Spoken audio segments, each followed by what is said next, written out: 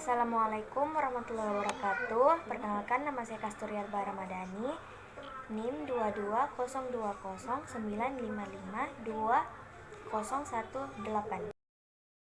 Saya beserta rekan saya akan mempresentasikan materi mengenai life skill dan long life education.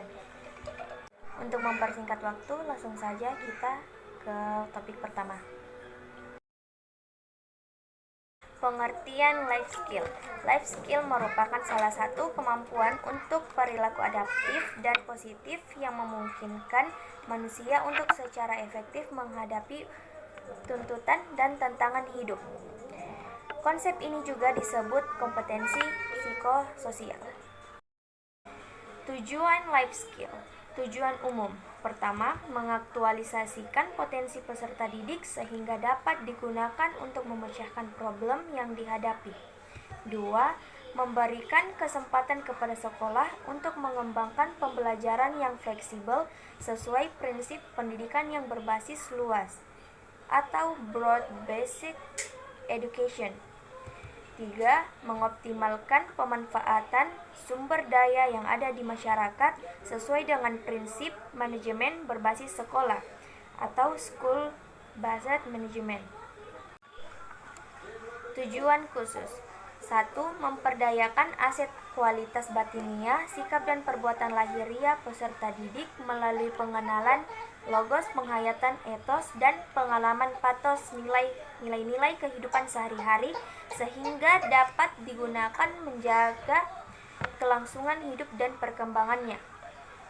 2. Memberikan wawasan yang luas tentang perkembangan karir yang dimulai dari perkembangan diri, eksplorasi karir, orientasi karir, dan penyiapan karir.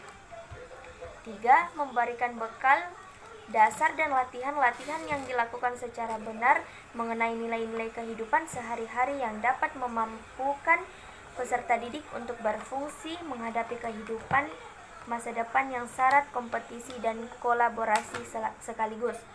4. Mengoptimalkan pemanfaatan sumber daya sekolah melalui pendekatan manajemen berbasis sekolah, partisipasi stakeholders, dan fleksibilitas pengelolaan sumber daya sekolah. Dan yang terakhir, memfasilitasi peserta didik dalam memecahkan masalah kehidupan yang dihadapi sehari-hari. Selanjutnya, jenis-jenis pendidikan life skill. A. Kecakapan personal. Kecakapan personal yaitu kecakapan yang diperlukan bagi seseorang untuk mengenal dirinya secara utuh. Kecakapan ini mencakup sebagai berikut. Pertama, kecakapan kesadaran diri yaitu penghayatan sebagai makhluk Tuhan Yang Maha Esa, anggota masyarakat dan warga negara, serta menyadari dan mensyukuri kelebihan dan kekurangan yang dimilikinya, sekaligus menjadikannya sebagai modal dalam meningkatkan dirinya sebagai individu yang bermanfaat bagi diri sendiri dan lingkungan. Yang kedua, kecakapan berpikir rasional, yaitu kecakapan yang diperlukan dalam pengembangan potensi berpikir. Kecakapan ini mencakup kecakapan menggali dan menentukan informasi, kecakapan mengolah informasi dan mengambil keputusan, serta kecakapan memecahkan masalah secara kreatif. B. Kecakapan sosial. Yang pertama, kecakapan berkomunikasi yang dilakukan secara lisan maupun tulisan. Kemampuan mendengarkan dan menyampaikan gagasan secara lisan maupun tulisan perlu dikembangkan. Kecakapan mendengarkan dengan empati dan membuat orang mampu memahami isi pembicaraan orang lain, sementara lawan bicara merasa diperhatikan dan dihargai. Yang kedua, kecakapan bekerja sama adalah adanya saling pengertian dan saling membantu antar sesama untuk mencapai tujuan yang baik. Karena itu merupakan kebutuhan yang tidak bisa dielakkan sepanjang hidup manusia. C. Kecakapan akademik. Pertama, kecakapan akademik atau kemampuan intelektual atau kemampuan berpikir ilmiah merupakan sebuah pengembangan dari kecakapan berpikir secara umum tapi mengarah pada kegiatan yang bersifat keilmuan. Kedua, kecakapan akademik ini meliputi kecakapan mengidentifikasi variabel, menjelaskan hubungan suatu fenomena tertentu, merumuskan hipotesis, merancang dan melaksanakan penelitian. Diperlukan sikap ilmiah, kritis, objektif, dan transparan untuk membangun kecakapan-kecakapan tersebut. D. Kecakapan vokasional. Kecakapan vokasional ialah salah satu jenis kecakapan yang dikaitkan dengan berbagai bidang pekerjaan tertentu dalam masyarakat. Kecakapan vokasional meliputi 1. Kecakapan vokasional dasar berkaitan dengan bagaimana peserta didik menggunakan alat sederhana seperti obeng, palu, dan lain sebagainya. Kedua, kecakapan vokasional khusus hanya diperlukan bagi mereka yang akan menekuni pekerjaan yang sesuai dengan bidangnya, seperti pekerjaan montir, apoteker, tukang, dan sebagainya.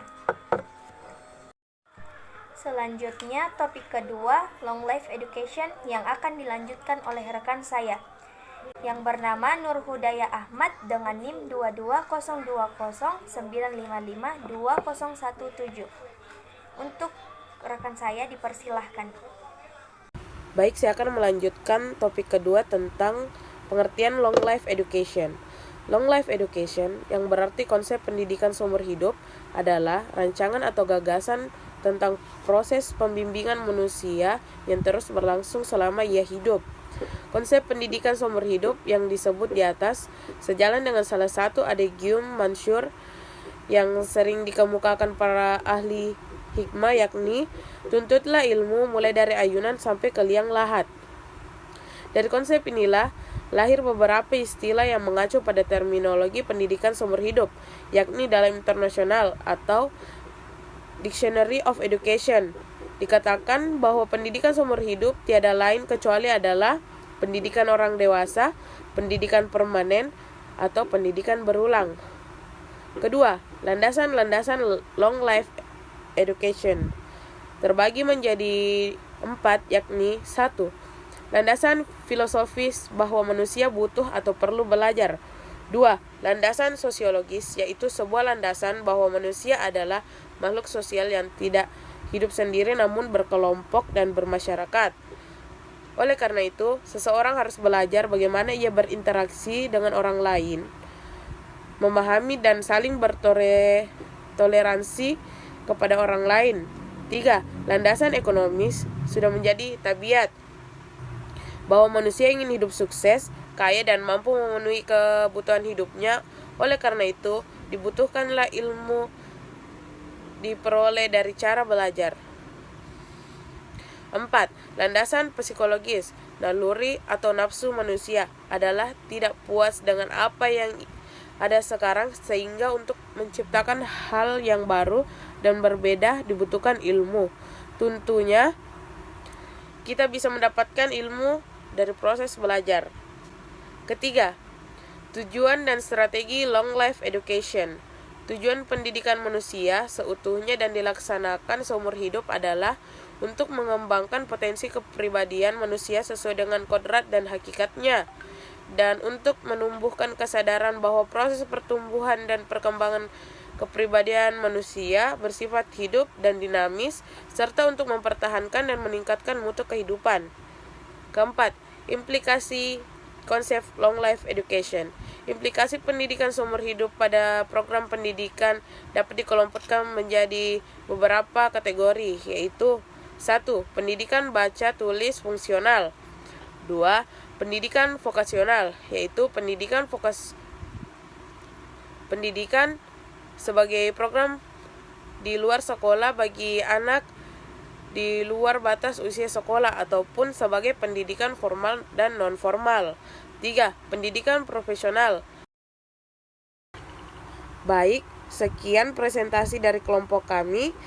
Bila ada kesalahan mohon dimaafkan. Wabillahi taufiq wal hidayah. Wassalamualaikum warahmatullahi wabarakatuh.